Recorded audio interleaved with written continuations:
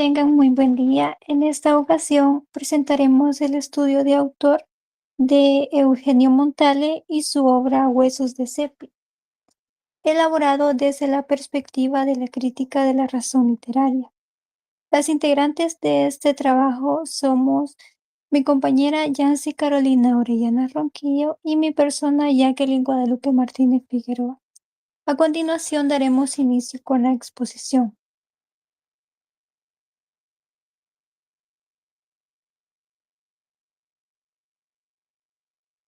Bien, para comenzar, quiero hablar un poco sobre Eugenio Montale, quien es considerado uno de los poetas más importantes de la literatura italiana del siglo XX.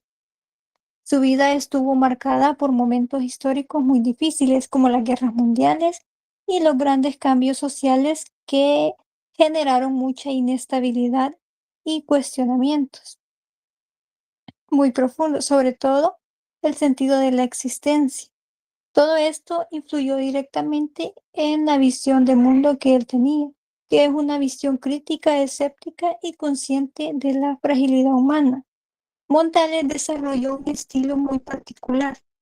Es un poeta sobrio, preciso y extremadamente cuidadoso con el lenguaje. Él no utiliza adornos innecesarios ni expresiones exageradas. Al contrario, apuesta que una poesía centrada y un poco más directa, llena de tantos silencios, también comunica, aunque muchas veces se les relaciona con el hermetismo. Montale no escribe para ser oscuro, sino porque intenta representar un mundo que es difícil de comprender y que ofrece respuestas fáciles.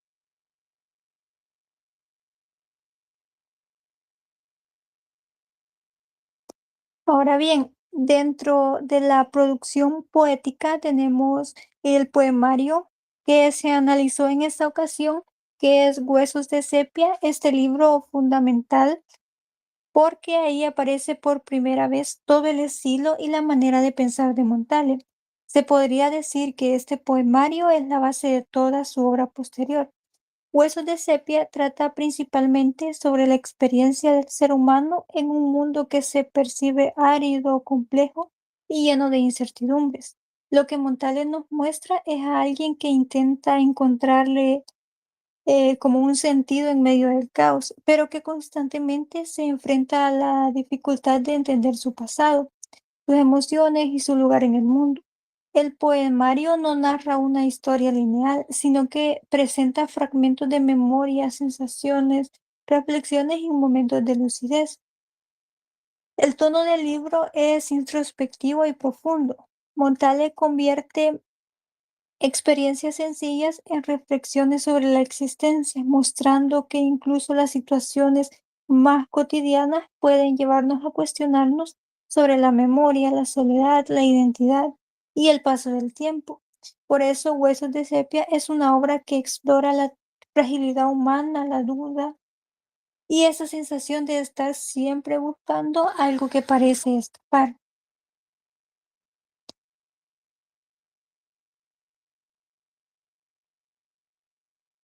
Bien, vamos con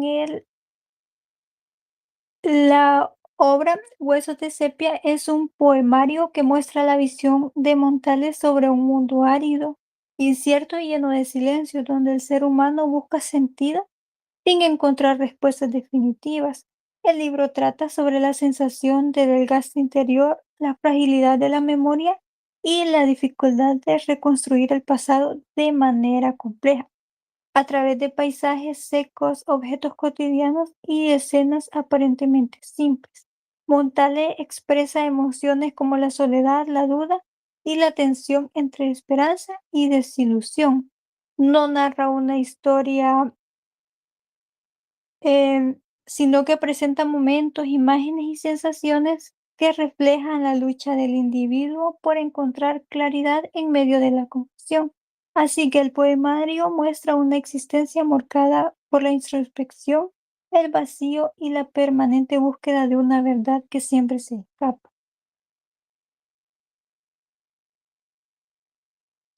Bien, respecto al lector, este tiene un papel muy importante. No es un lector pasivo, que simplemente recibe un mensaje ya construido, sino alguien que debe participar activamente en la construcción del significado.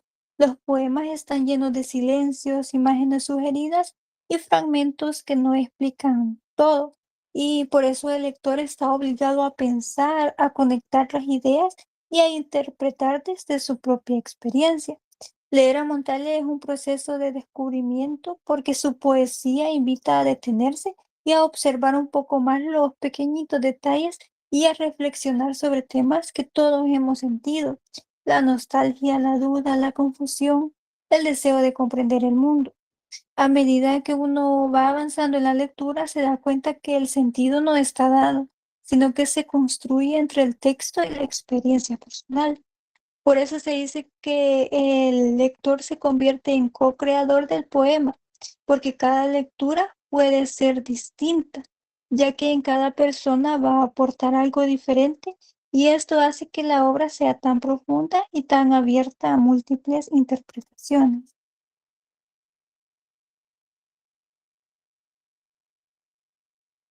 Bien, el traductor es una figura clave para comprender correctamente la obra de Montale. Esta figura puede ser un crítico literario, un profesor, un investigador o un traductor. ¿Cuál es su función? Él sirve como de puente entre el texto original y la persona que lo lee. En el caso de Montale, esto es fundamental porque su poesía es muy simbólica y requiere cierta guía para apreciar todas sus capas de significado. El transductor explica el contexto histórico que influye en la obra, aclara conceptos, resalta la importancia de ciertas imágenes y nos ayuda a relacionar la poesía con algunos movimientos literarios o las corrientes filosóficas. También hace que la obra se pueda estudiar y apreciar en otros países, ya que la traducción y el análisis permiten que la poesía llegue a nuevos lectores sin perder su profundidad. Gracias a la labor del transductor, lo que para algunos podría ser un texto difícil e inaccesible se convierte en un mensaje comprensible y enriquecedor. En ese sentido, el transductor transforma una lectura individual en un conocimiento compartido.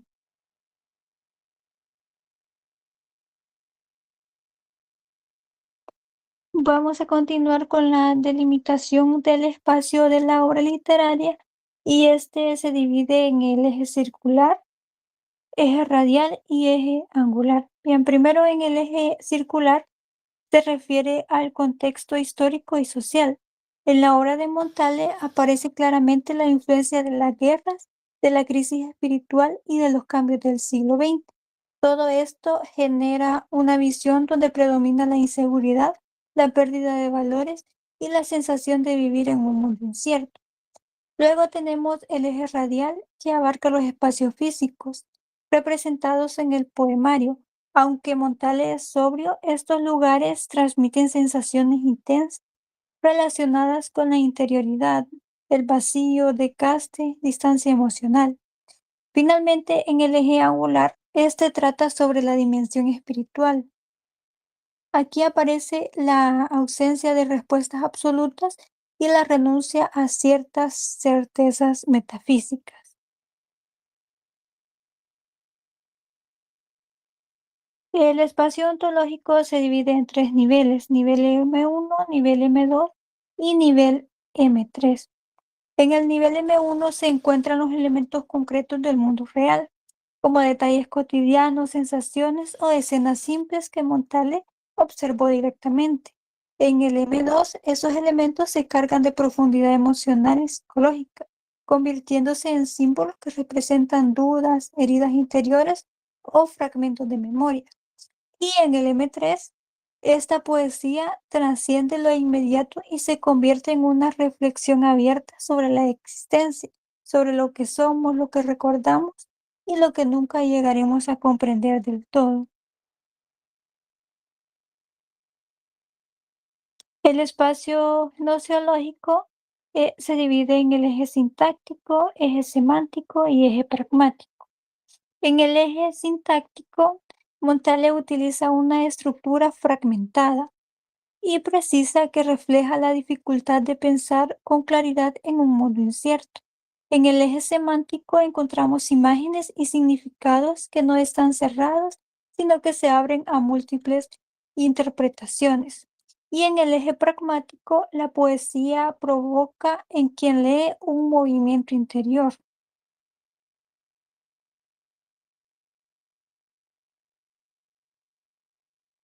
En el espacio estético se divide en tres ejes: eje sintáctico, eje semántico y eje pragmático.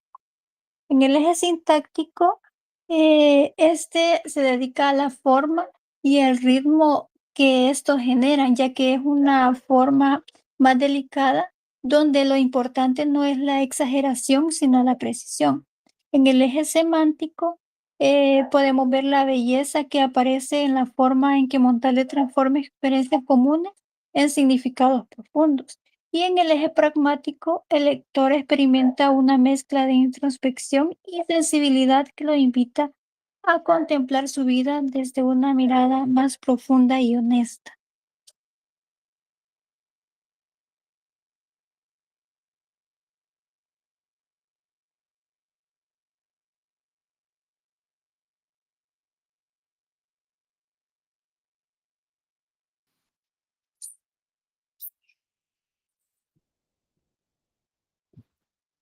Bien, como punto 3 tenemos la genealogía de la obra literaria, que aquí encontraremos los modos de conocimiento.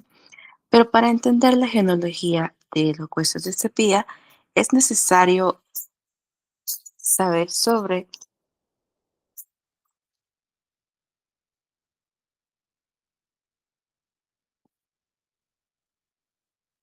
los dos conocimientos que es el crítico y la crítico, los cuales permiten comprender tanto la intención de Montale como la historia interpretativa del poemario. En primer lugar tenemos el modo de conocimiento crítico. Es el eje central en la obra. Montale utiliza la poesía como una herramienta para interrogar la realidad moderna, una realidad que él percibe como inestable, fragmentada y difícil de comprender. Su mirada no es conformista ni decorativa, cuestiona el lenguaje, los valores sociales y la idea de que exista un significado único o definitivo. En este sentido, Huesos de Cepilla, o también llamado Osis de Cepilla, no entrega respuestas claras, sino que propone un espacio de reflexión sobre el lector debe interpretar activamente. También señala un carácter crítico en la forma de que en sus historias de sus retraducciones, debido a que la obra es ambigua, hermenéutica y llena de silencios. Cada traducción implica un esfuerzo interpretativo distinto. No existe una versión definitiva porque el propio texto resiste ser cerrado. Esa resistencia es parte de su identidad crítica y obliga a repensar continuamente el significado. Ahora bien, aunque en esencia el poemario es crítica, también encontramos momentos históricos donde aparece el modo de conocimiento acrítico. Este lo podemos observar especialmente en las primeras traducciones al español, donde se intentó estabilizar el sentido de los poemas para hacerlos más claros o accesibles. Ortiz García explica que estas traducciones suavizaron la ambigüedad e incluso resolvieron silencios que en el original tenía un peso interpretativo. Este enfoque, aunque facilitaba la lectura, simplificaba la complejidad del proyecto poético de Montale. Así que en esta misma línea podemos ver que algunos comentarios iniciales sobre el poemario redujeron a que Montale la etiqueta de poeta hermenético, sin analizar en profundidad sus procedimientos poéticos. Esta simplificación constituye un ejemplo claro de la lectura crítica. Se acepta la obra sin interrogarla, se normaliza lo que en realidad está diseñado para provocar preguntas. Y podemos, bueno, en conclusión, el poemario se define como un modo crítico que atraviesa tanto su lenguaje como su estructura, pero su recepción temprana también nos permite observar una fase crítica que intentó fijar lo que la obra propone como abierto, y comprender ambos modos nos permite apreciar la riqueza interpretativa y la profundidad de Huesos de Cepilla. También encontramos los niveles de conocimiento, que son el nivel prerracional. Eh, es necesario distinguir entre estas dos dimensiones fundamentales, el nivel prerracional y el nivel racional, que se complementan y enriquecen mutuamente dentro del poemario. En primer lugar, el nivel prerracional es claramente el dominante. Este nivel se caracteriza porque el conocimiento no se expresa mediante razonamientos, afirmaciones o explicaciones conceptuales, sino que surge desde la intuición, la percepción y la atmósfera emocional. En Eugenio Montale podemos ver que él no intenta decir lo que piensa de manera directa, en cambio transmite lo que siente mediante imágenes que funcionan como indicios o señales de expresiones interiores. Gran parte del poemario proviene justamente de esta dimensión intuitiva. Elementos como el mar seco, los huesos de cepilla, las piedras ásperas o las paredes que aíslan no tienen un significado lógico fijo, sugieren una emoción, una condición de soledad, un estado existencial marcado por la fragmentación. Estos objetos se vuelven vehículos de sensaciones, no de conceptos. Por eso el mundo exterior en Montale aparece como un espejo opaco, donde la subjetividad se refleja de manera distorsionada, nunca completamente accesible a la razón. También en el carácter prerracional del poemario ha sido uno de los mayores retos para los traductores debido a que la obra depende de silencios, tonos, cadencias y atmósfera. Para traducirla implica no solo palabras, sino sensaciones. Y bueno, también existe dentro del poemario el nivel racional. Este segundo nivel aparece en pasajes donde Montale introduce reflexiones más directas y conceptuales sobre temas como la existencia, el tiempo, la soledad o los límites del lenguaje. Aquí el poeta no solo siente, también piensa, analiza y formula ideas sobre la condición humana. Estos momentos no anulan lo intuitivo, sino que lo acompañan y lo interpretan desde la conciencia crítica. También tenemos la parte de la explicación del texto y aquí también encontramos dos, que es la crítica y la indicativa. En esta parte voy a explicar cómo Huesos de Cepilla funciona desde esas dos dimensiones. Ambas caracterizan la poética de Montale y permiten entender por qué este libro se considera uno de los más complejos de la modernidad. Primero, la obra se presenta como un ejercicio totalmente crítico. Montale cuestiona la realidad contemporánea, especialmente la fragilidad del sujeto moderno y la incapacidad del lenguaje para ofrecer certezas. El mundo que describe no es un espacio armónico, sino un paisaje seco, fracturado, lleno de objetos que funcionan como correlativos objetivos. También se debe considerar en el aspecto crítico desde la recepción y la traducción. Múltiples retraducciones al castellano no surgen solo por diferencias lingüísticas, sino que por el texto mismo. Es tan abierto que resiste fijarse en una sola versión. Esta resistencia demuestra la intención crítica del poemario. Montale pone en cuestión la idea de una verdad única o un significado estable. Incluso el proceso traductológico se convierte en una prueba de que la obra obliga a adoptar una postura crítica y activa. También por otro lado, la poesía de Montale también es indicativa. Esto significa que en lugar de ofrecer significados cerrados, el texto sugiere rutas interpretativas. Las imágenes, los silencios y los pequeños detalles funcionan como señales que orientan al lector, pero nunca lo obligan a una lectura única.